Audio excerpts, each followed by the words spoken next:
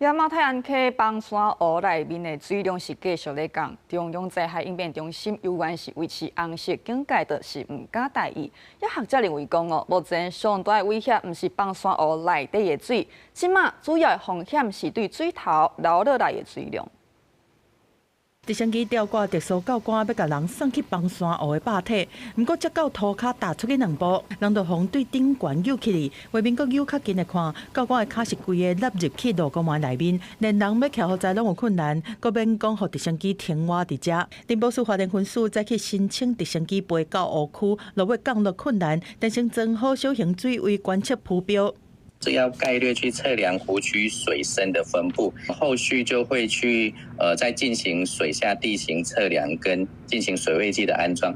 不过这部分必须要直升机能够降落，我们人员跟这个设备才能够下去。一透早6点出动的空翕机是翕到邦山湖顶悬是蓬蓬影。农业部讲，虽然伊的量体是明显缩小，但是嘛是持续在放。高算超过3亿远的土沙是83%踏伫坝体。学者伫在后座无语，讲即马。 主要的风险唔是坝体的脱水，颠倒是对水头来的来水靠风险。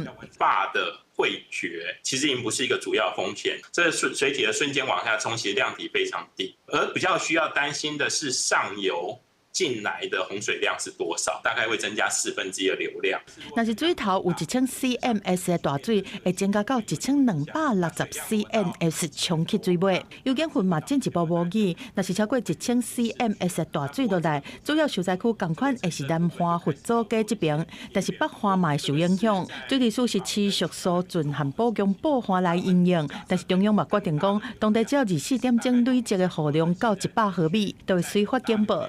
将会透过通报单跟细胞广播，运用警报系统，采用与海啸一般的冥想进行避难的这个作业。